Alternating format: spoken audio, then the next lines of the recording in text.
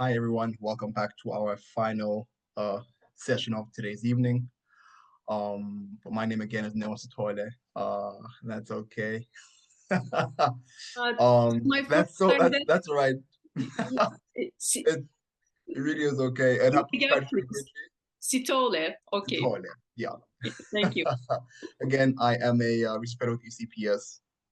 Welcome back to the session of the evening. I will be introducing Professor Lewandowsky, a cognitive scientist out of the University of Bristol, whose main interest lies in the pressure points between the architecture of information technologies and human cognition, and the consequences of democracy that arise from these pressure points.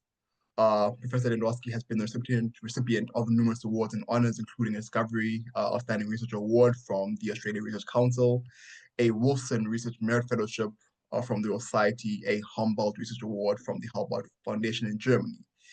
He is initially a Fellow of the Academy of Social Science in the UK, a Fellow Association of the Psychological Sciences. He has been appointed, or was appointed, a fellow of the Committee for Special Inquiry for his commitment to sciences, rational inquiry, and public education. He was elected to the Leopoldina, which is the German National Institute of Communist Sciences in 2022. Professor Lewandowsky also holds a guest professorship at the University of Potsdam in Germany. In 2022, 2023, and 2024, he was identified as a highly cited researcher by Clarivate, a distinction that is awarded to fewer than the 0.1% of researchers globally. Professor Lewandowski's research interest examines the consequences of the clash between social media, architectures, and human cognition. For example, by researching countermeasures to the persistence of misinformation and the spread of fake news in society, including conspiracy theories and how platform algorithms may contribute to the prevalence of misinformation. Professor Lewandowski is interested in the variable that determine whether or not people accept scientific evidence. He has published hundreds of scholarly articles and chapters and books, has more than 200 peer-reviewed articles alone since the year 2000. His research regularly appears in journals such as Nature Human Behavior, Nature Communications, and Psychological Review. Professor Lewandowski research is funded by the ECR, which is the European Research Council, the EU's Horizon 2020 program, the UK Research Institute, which gets its funding to the EU, the Volkswagen Foundation, Google's Jigsaw, and by the SSR, which is the Social Science Research Council Mercury Project. Professor Lewandowsky also appears in print and broadcast media, having contributed 100 pieces to global media. He was working with policymakers at the European level for many years.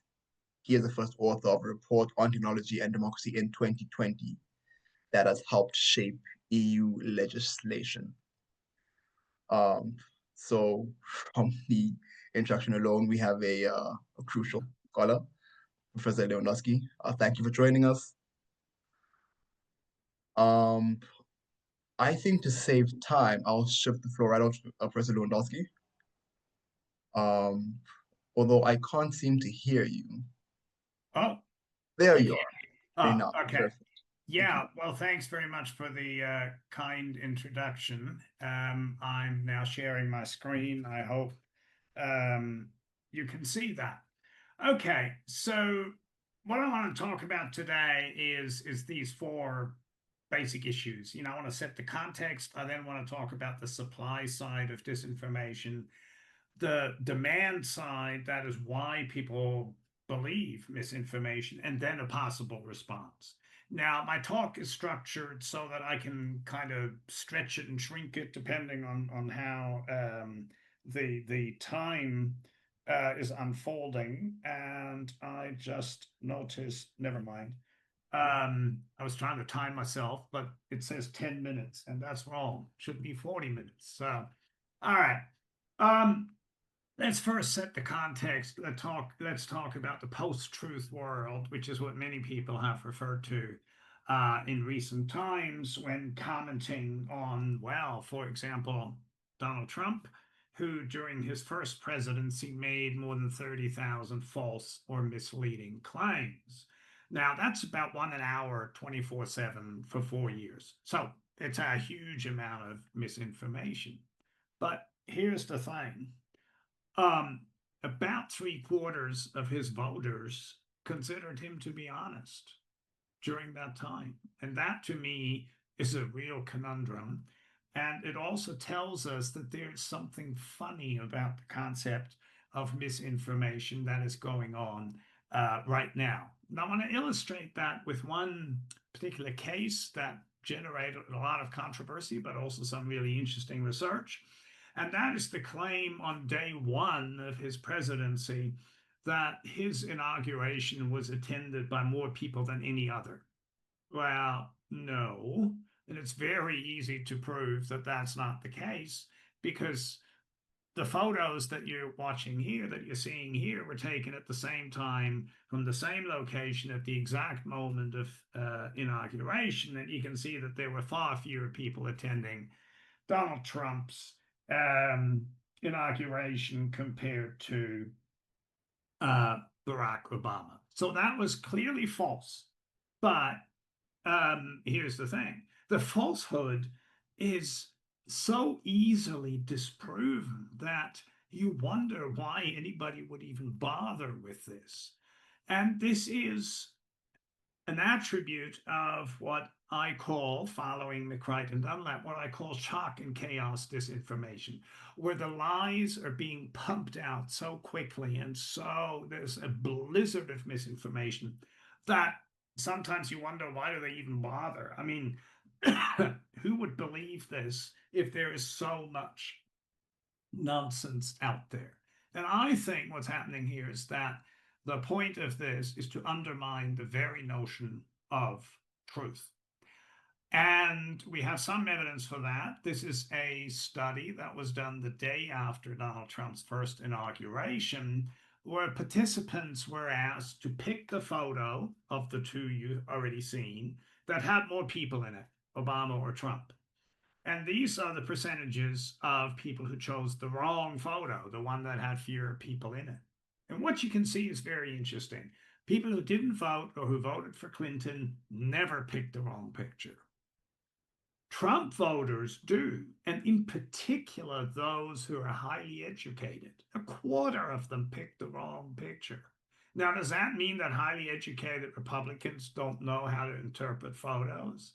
No, I don't think it means that at all. I think what happened there was that people engaged in what we call participatory propaganda, meaning that people sometimes contribute to the spread of misinformation and disinformation, knowing that it is false because that is how they want to express a political position, in this case, support for Donald Trump, because they knew the photos were controversial and they knew there were fewer people attending Trump's inauguration, but it didn't matter because they wanted to support him, and so they pushed the other button. And this tendency is, of course, much welcomed by leaders such as Donald Trump, who can, in fact, instruct his followers to ignore everything that's actually happening in the world effectively and just listen to him. And whatever he says is what they should trust. That is the implication of his claims. And that is, in fact, what we're seeing now in the United States in many contexts, and including climate change, as I will show in a moment. Now, we need a brief explanation of the broader background here. Now, you're at a summer school for populism, so you know all this better than me, probably. But populism rides on this idea that there is a conflict between people and the elites. There's a dividing line between the two that is entirely arbitrary, by the way. There's never any sort of real reason for this other than the convenience of the populist leaders. It negates pluralism because any opposition to the people is by definition bad. So it is anti-democratic. Now, a corollary of populism is this idea of truth or honesty being a function of common sense and of intuition and gut feeling Donald Trump a few months ago after that plane crash in Washington said, well, it's common sense that that plane crashed because there were diversity hires in air traffic control. There's no evidence for that. Complete, utter nonsense. And when he was asked on that, he said, well, it's common sense. In other words, he had no clue, but the appeal to common sense allowed him to fabricate this stuff. And he and other populists are doing this all the time. So populism by design is incompatible and in constant conflict with science. It has to be, because it doesn't accept the idea that evidence matters to adjudicating the state of the world. Now, if you look at public opinion on climate change, these are the most most extensive data generated by George Mason University and Yale University. If you look at that at first glance, then actually maybe you shouldn't be too worried, because about 60% of Americans accept that global warming is caused by human activities, and only about 28% are saying that it's, natural variation. So that's good in a sense, politically, if you want to build on that majority. But what this is obscuring is the amazing divergence that's underlying it between parties. And what you find there is that among Republicans, less than a quarter think that climate change is a big deal or should be taken seriously or is man-made. It doesn't really matter what question you ask. They're always at the bottom.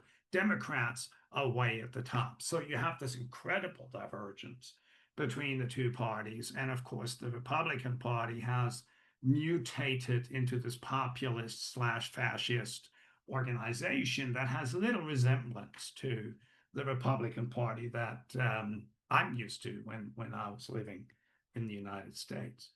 So that is the background, and that is the problem we're facing. Now, how is this done? What forces are at work? Who is disinforming the public? What is going on here? Well, it turns out that there's been quite a bit of research about the infrastructure underlying disinformation. It's not coincidental. If you observe where the material is coming from in the United States, but also in Europe, then you find that there is a quite visible network of organizations. This is in broad daylight. If you look hard enough, you can see it. And the people who are doing this receive almost $1 billion a year to do this. Now, that $1 billion isn't just for climate denial, but it is a major injection of money into this infrastructure. And on top of that, you have lobbying efforts in Congress to lobby against climate change legislation. And that's to the tune of $2 billion. So there's a lot of stuff, a lot of money being spent on this. And you can analyze the networks that have been created to do this. Here is one study by Farrell from some time ago, but I can assure you nothing has changed, nothing much. And this is looking at how the organizations involved in climate disinformation, how they cluster together. And what you can see here is that the green stuff is more in the middle than the red stuff. And the green stuff are organizations, institutes that are known to be funded by Exxon or the Koch brothers. And the red bits are where we don't know it. They might be funded, but there's no record of it. And as you can see, the funded nodes, the green stuff, clusters more in the center and is more central to this communication effort. Now, what do these institutions do? Well, they spread information, press releases, reports, websites, et cetera, And what are the consequences of that misinformation, by and large? Well, the answer is shown here. And what this is showing is the trend over time of the similarity between news coverage, speeches by the president, was speeches on the floor of Congress, the similarity of that to the text being produced by climate deniers. And what you can see is that for both the news media and presidents, the similarity is increasing over time. This is a computational linguistic analysis. You compute the similarity between two different texts, and there is a significant trend. Now, we can't be sure that this is causal. There might be some other variable causing it. It might even go the other way, that, you know, the presidents are talking about climate change and all the think tanks say, yeah, we'll echo that. Yeah, but really, if you look at what the think tanks have been saying over that time period, there isn't too much of a change in their denial of science or their denial of solutions. So this trend, I would prefer to interpret as showing the influence of denial on public discourse. Now, it's not conclusive, but it is suggestive.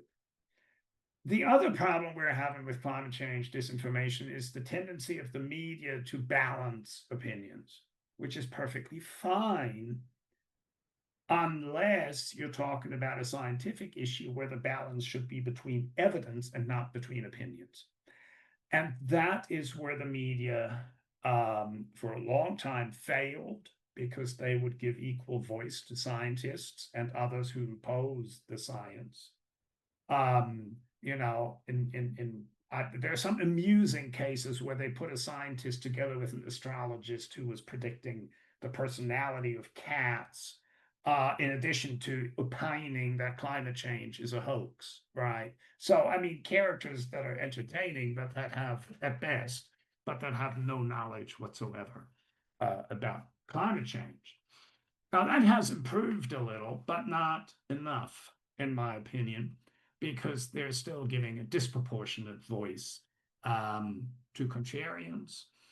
And the same is true for press releases. If you want coverage in the media, then if you're a conservative think tank, you release a press release that says climate change is a hoax.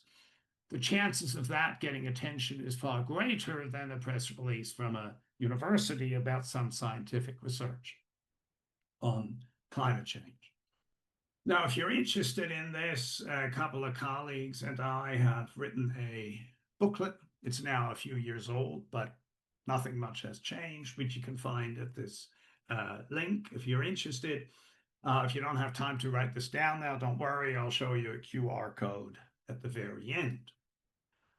Now, I've been talking about disinformation, I've been talking about denial, I've been taking for granted, because it's faster that way, that the information disseminated by those think tanks is inaccurate. But I haven't justified that yet. So what I want to do now is talk briefly about how we know that this information about climate change coming from these actors is misleading rather than just a competing interpretation. Maybe they're just skeptics as opposed to denialists or deniers. Well, they're not skeptics, and it's easy to show. And one way in which it can be done is to apply this taxonomy of the rhetoric underlying science denial, which is shown here. Now, I don't have time to go through the whole thing. What I can do, though, is focus on one technique that's overriding and overarching and occurs everywhere. And that is cherry picking. What do I mean by cherry picking?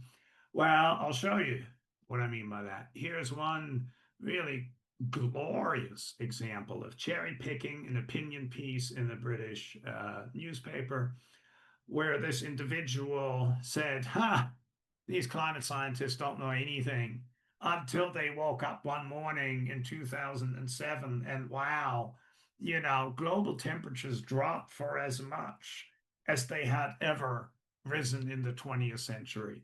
So you know, CO2, has nothing to do with it. Now, that's a stunning claim, isn't it? And you kind of look at this, you figure, wow, how, what's going on here?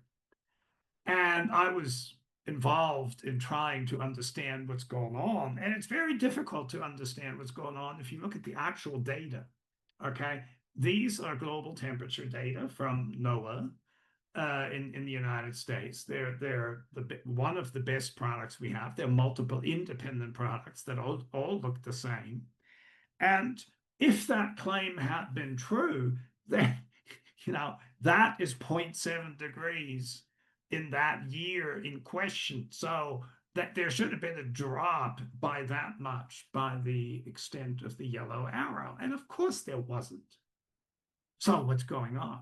Well, I'll show you what's going on. They look very carefully through the temperature record. This is not done by accident. This is done by people looking for something they can use rhetorically. In this case, 2 Januaries that were a year apart, where indeed there was a drop of 0.7. Yeah, of course. Monthly data are noisy, and you can find decreases like that from year to year, even from month to month, from quarter to quarter over time. Of course you can. It's natural variability, but it's superimposed on the trend, the red line, which deniers conveniently want you to ignore. So this is one illustrative example of the rhetorical technique. As I said, it's very widespread, and of course the climate scientists are pointing this out all the time, and others saying, well, this is cherry-picked. But one of the problems with doing that is, given how highly polarized things have become, and given how populism has taken a hold in the United States in particular, but also elsewhere, scientists saying this doesn't really make a difference necessarily, because half the people they talk to will not believe it anyway, because scientists are just the elite and not the common sense of the people. So is there any way you can get out of that trap? Well, we tried some time ago, my team and I, by performing a blind test of denialist interpretations of data. How do we do that? We would take statements from the web that were made by climate deniers that we thought were representative of their thinking, but also observed in a scientific manner. And we translated them into a different domain. So, for example, here we talk about population that is growing, not shrinking, in villages. Now, that was a claim being made about climate data, not villages, but I'll show you in a moment what it really was. But we translated that to take out the politics and the expectations about climate change. We accompanied the statements with the data. Here are the data. The data are, again, about rural populations. Anything to the left is declining. Everything to the right is growing. Now, remember, the claim was the population is growing, not shrinking. Really? Well, no, of course not. And what we did was to present experts, statisticians, with the graphs and the claim. And we asked them to tell us whether the claim was accurate or misleading. We combined all that into a correctness score. A positive number meant, yes, it's correct. Negative means, no, it's false. And we then asked the experts to tell us, excuse me, whether these claims were sustainable. Now, I don't know if you have any idea what the data really are. I said a few times, it's not villages, and it isn't. What it is glaciers. It's the mass balance of glaciers, and this shows us that glaciers are melting all around the world, with very few exceptions in certain latitudes, which, by the way, ironically, is also a consequence of global warming, but I don't have time to explain why there are so few glaciers that are growing for the reasons that are well understood. So what's the result of all this? Well, the result is shown here. You can ignore the individual things on the left. They're just different stimuli. What really matters is the summary on the right. The white bar is negative, significantly so. meaning that the statisticians agreed that those statements were inaccurate and not suitable for policy advice, and they are the denialist contrarian statements. The gray bar, which is a positive number, is the official interpretation of climate data. When I say official, I mean the scientific consensual interpretation that is also underlying the IPCC reports and so on. So, I mean, there's no surprises here, but what is interesting is that if you ask experts in a blind test, you get exactly the same results as you get when you ask the IPCC. So my conclusion here is that the public is denied the right to be informed about the risks it is facing. And I think that's an important framing, that this isn't just some sort of somebody, he says, she says, you know, some little bit of propaganda or whatever. No, it's actually, I think, a serious issue because the public is being misled actively with billions of dollars over time. They're being misled about an existential risk. And I think personally that is deeply problematic. Now, why would anybody believe this? Okay, let's talk about that a little bit. And the answer is actually extremely simple. It's one variable that does most of the work, and that is people's worldview or personal ideology. What do I mean by that? Well, what I'm showing you here is one set of data where I looked at climate change attitudes as a function of endorsement of the free market. Now, that's one way in which I can measure worldview. How libertarian are people? How much do they think free markets are the only way to organize society? That's one way. But as it turns out, it doesn't really matter. You can measure this in any way you want. Party identification, get the same results. Conservatism, social conservatism, get the same results. And these other constructs, they're different psychological constructs that are all clustering together in a space that defines conservative / libertarian worldviews. And that is what determines attitudes. And it does so all around the world. This is data from 24 countries. And for both liberal conservative or left right, again, it doesn't matter how you measure it, you find that the more people subscribe to that ideology, the more likely they are to deny climate change. It's biggest in the United States, the top dots. It's very big in English-speaking countries, but it also holds true across 24 nations, including, you know, Argentina and China and various other places. So this is pervasive. And it doesn't matter how educated people are. In fact, intriguingly, the more educated people are, at least in the United States, the bigger the divergence along ideological lines. Educated Republicans are less likely to accept climate change than their less educated counterparts. Democrats go the other way. So you educate Democrats, they become more concerned. You educate Republicans, they dismiss climate change more. It diverges with increasing education. Now, why does that happen? Why is conservatism in this instance a driver of inappropriate attitudes? Now, you can ask that question. I think it's a legitimate question to ask, but I would like to flip it around. I want to say instead, what is it about science that predisposes conservatives to reject it? We talk a lot about politics, but we don't often talk about science.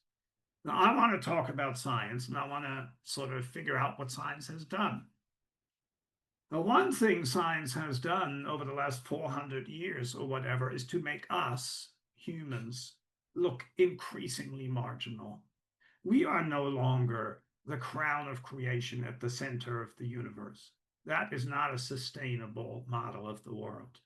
We're orbiting around a little rock on an average star in some average galaxy. That's it.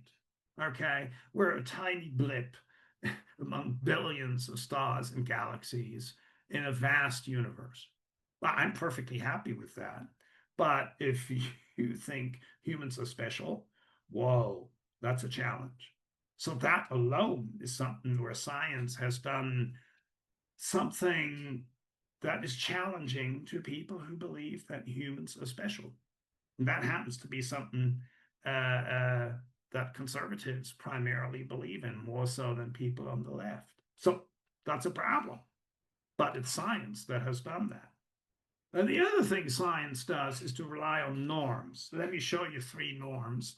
They've been around for forever, and they were formally analyzed in the 1940s and identified.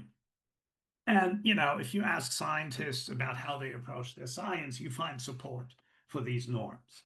That the results are public, everybody belongs to them, knowledge is transcending national boundaries and race, class, and all that sort of stuff. And just look at the labels: communism, universalism, and then ask yourself, oh my God, how does this match conservative values? And the answer is not at all.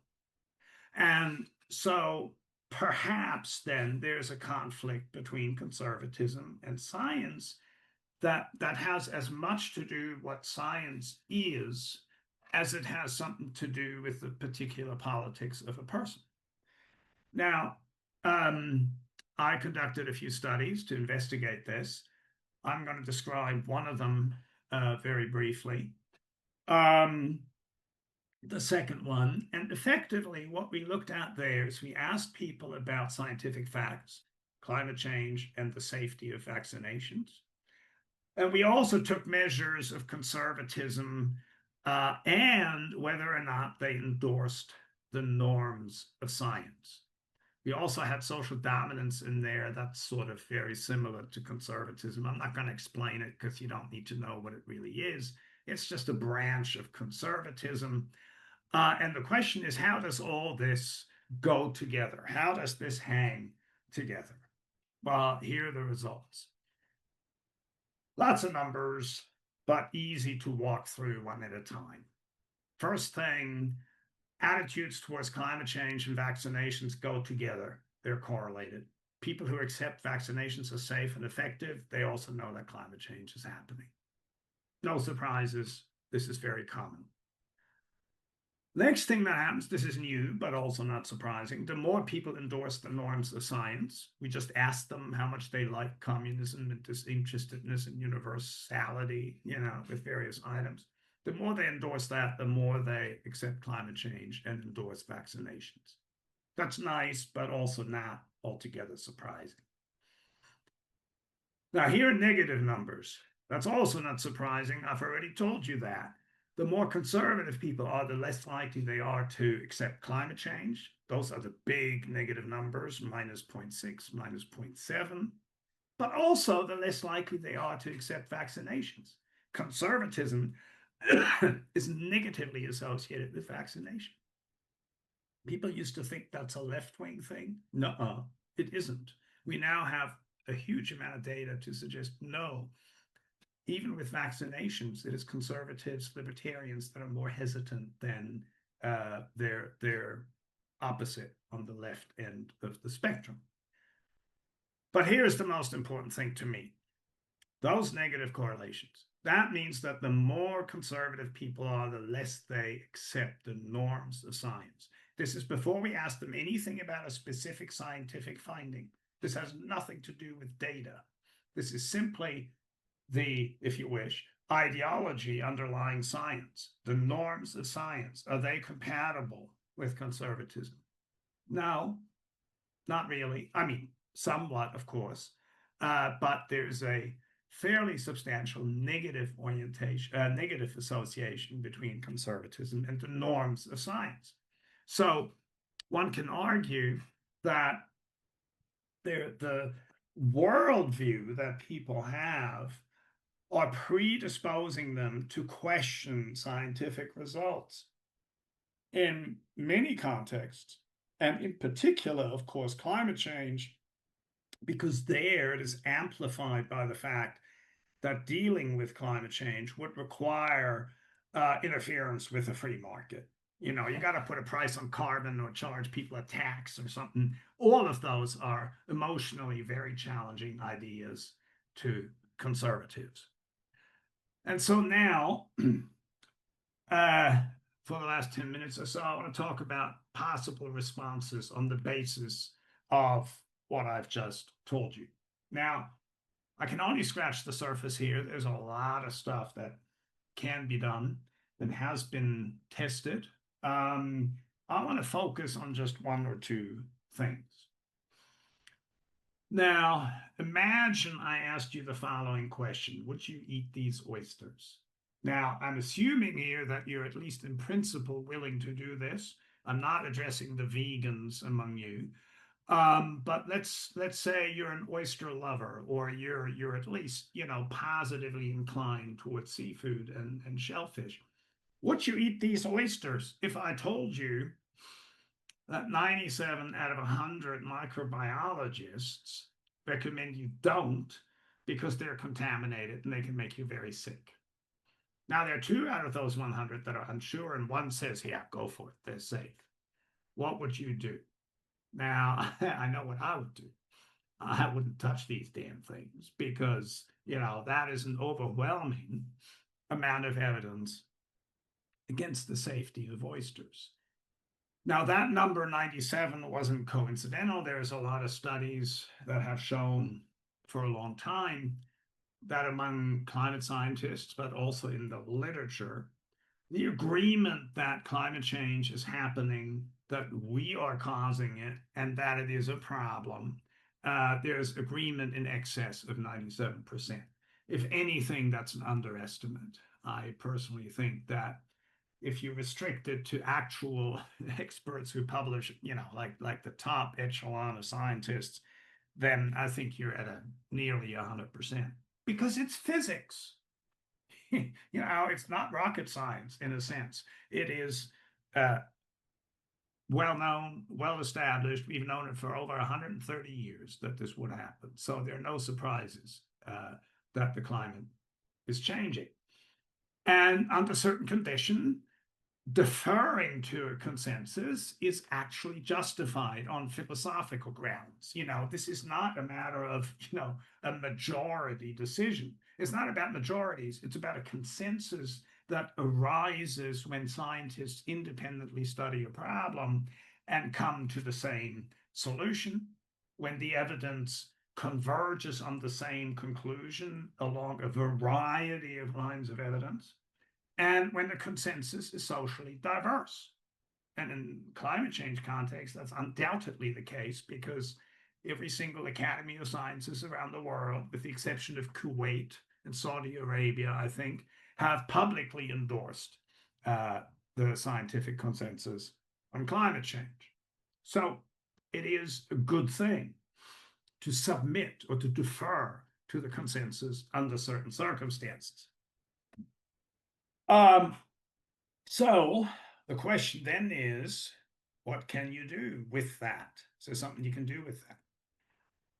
And the answer is, yes, you can. You can tell people about the consensus, and it shifts their belief in global warming.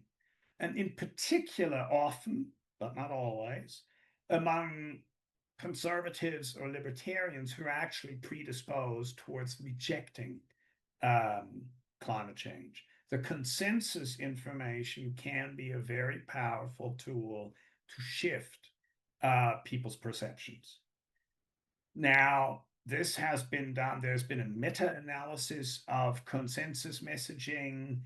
There's been a recent study from just last year where they looked at this in 27 different countries, communicating the scientific consensus. Does it make a difference?